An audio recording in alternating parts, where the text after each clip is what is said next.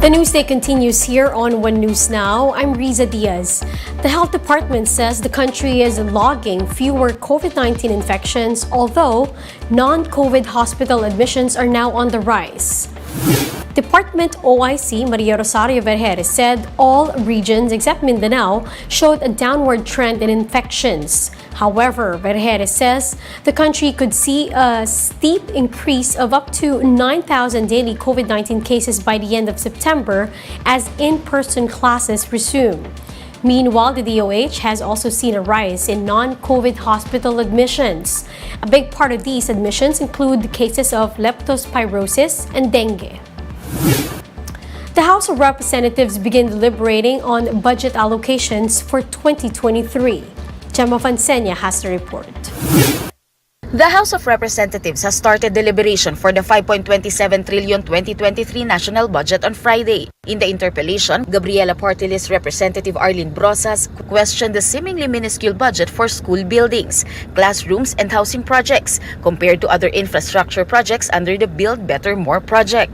Currently, road networks have a designated budget of 429 billion pesos, while right-of-way projects have 28.66 billion pesos. Health facilities will be getting 23.24 billion pesos, but school buildings and housing programs are only set to have 13.9 billion and 2.5 billion respectively. Hindi namin makita yung more and better. Why not aim for more funds for schools and public housing, more funds for the social services, or di kaya cash aid? Mas mararamdaman ito ng mga ordinaryong Pilipino. Budget Secretary Amina Pangandaman says they have already added 3 billion pesos to the school building budget, but they also have to consider the utilization rate and absorptive capacity of every agency. We have a formula to allot or fund each department. And in preparing the budget, as previously said by my colleague here, we take into consideration really the utilization and absorptive capacity of the agencies. Madam Chair, we don't have enough funds to provide for the backlog of the classrooms.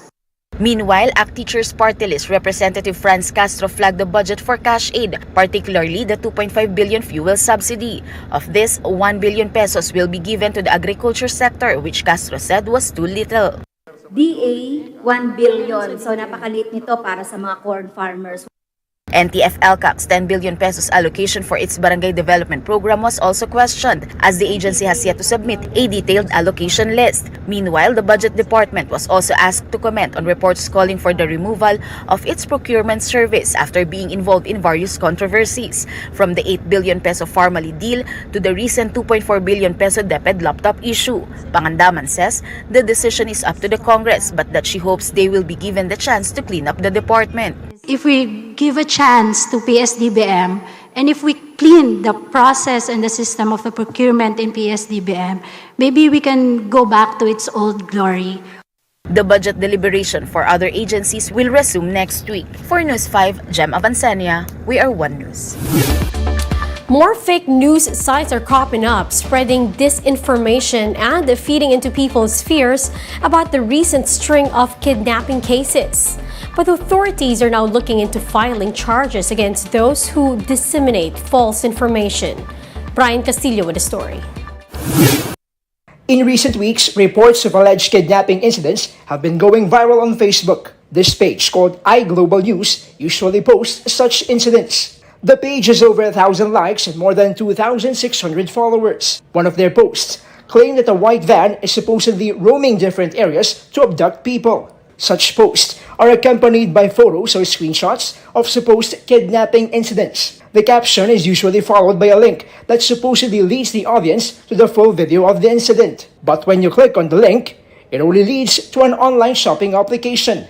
Other Facebook pages presenting themselves as alternative sources of information are doing the same tactic. Even this report of TV5's morning newscast, Frontline sa Umaga, was reposted by iGlobal News accompanied by the misleading link. News 5 is not connected to any of these Facebook pages. These are just some of the examples of clickbait posts that use catchy and intriguing titles or captions to attract users' attention.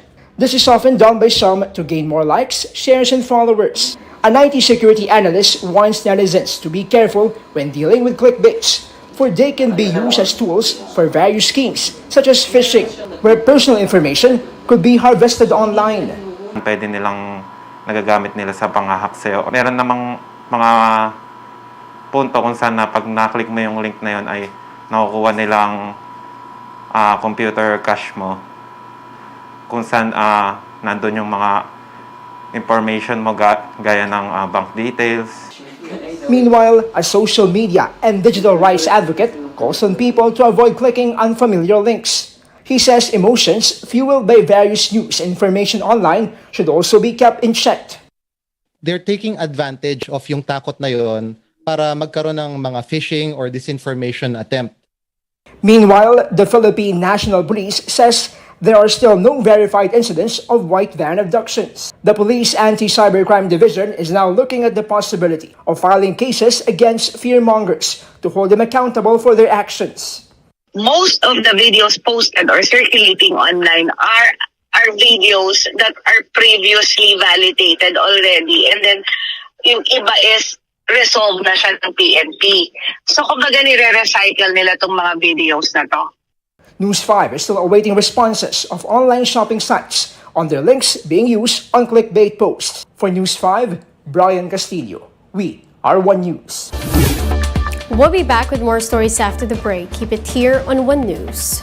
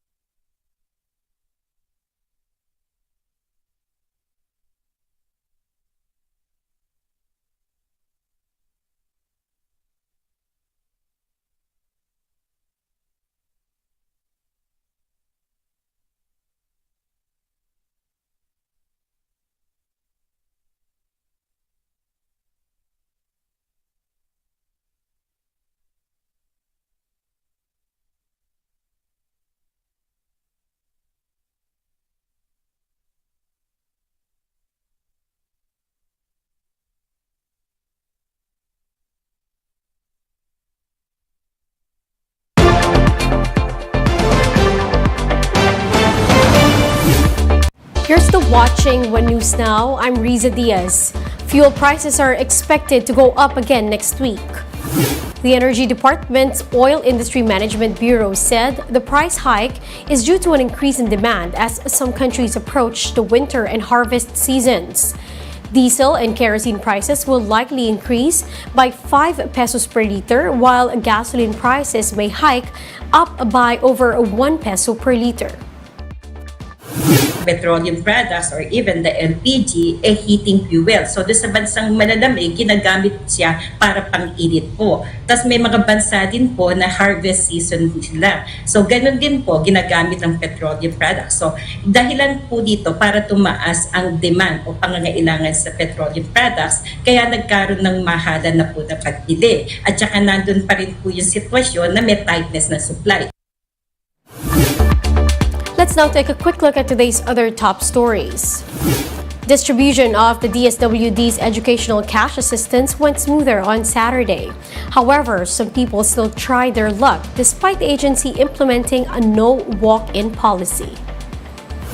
A magnitude 5.2 earthquake aftershock rocked Abra earlier today. Intensity 5 was felt in Pilar, Bangued, and Bukay, Abra, while intensity 4 was felt in Banayoyo, Ilocos Sur, and San Fernando, La Union.